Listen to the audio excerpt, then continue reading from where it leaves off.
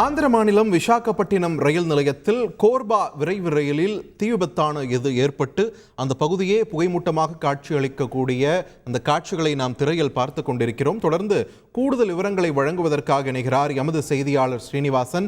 ஸ்ரீனிவாசன், வணக்கம். இந்த தீ விபத்திற்கு என்ன காரணம்னு கண்டறியப்பட்டிருக்கிறதா? முதற்கட்ட தகவல்கள் சொல்வது என்ன? நிச்சயமாக கோர்பாவிலிருந்து ஆந்திர மாநிலம் விசாகப்பட்டினம் வரை செல்லும் கோர்பா விரைவு ரயில் விசாகப்பட்டினம் ரயில் நிலையத்திற்கு இன்று காலை 10 மணிக்கு வந்து நின்றது. அதாவது 4வது பிளாட்பாரத்திற்கு வந்து நின்றது.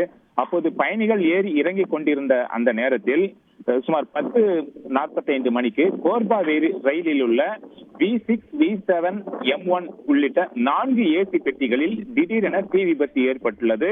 அதை கண்ட ரயில்வே போலீசார் மற்றும் ரயில்வே ஊழியர்கள் ரயில் நிலையத்தில் உள்ள தீயணைப்பு உபகரணங்களை பயன்படுத்தி தீ அணைக்கும் பணியில் ஈடுபட்டு வருகின்றனர். இந்த தீ விபத்தில் 4 பெட்டிகளும் அதில் உள்ள இருக்கைகள் முற்றிலும் எரிந்து எலும்புக்கூடாக காட்சி அளிக்கிறது.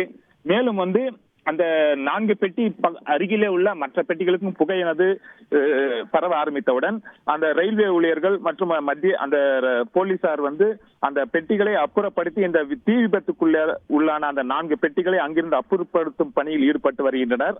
இந்த ரயில் நிலையத்திற்கு வரும் முன்பே ரயிலில் திடீரென தீப்பிடித்து எரிந்திருந்தால் பெரும் உயிர் சேதம் ஏற்பட்டிருக்கும். ஆனால் ரயிலானது ரயில் நிலையத்திற்கு நின்ற பின்னர் இந்த தீ விபத்தானது ஏற்பட்டுள்ளதால் அங்குள்ள உபகரணங்களை பயன்படுத்தி தீயை அணைக்கும் பணிகளை எளிதாக மேற்கொள்ள முடிந்தது. இதனால் அதிர்ஷ்டவசமாக பயணிகள் அனைவரும் உயிர் தப்பியுள்ளனர். மேலும் தொடர்ந்து அந்த மற்ற பெட்டிகளில் உள்ள பயணிகளையும் அங்கிருந்து அப்புறப்படுத்தும் பணியில் ரயில்வே போலீசார் மற்றும் அந்த விசாகப்பட்டினம் நகர போலீசார் என அனைவரும் அங்கு குவிக்கப்பட்டு பாதுகாப்பு பணியில் ஈடுபட்டுள்ளனர். தொடர்ந்து தீயை அணைக்கும் பணியானது நடைபெற்று வருகிறது.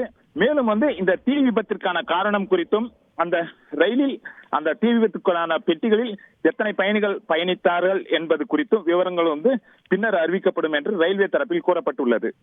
நன்றி ஸ்ரீனிவாசன், உங்களுடைய விரிவான தகவல்களுக்கு. செய்திகளை உடனுக்குடன் தெரிந்து கொள்ள உடனே சப்ஸ்கிரைப் பண்ணுங்க.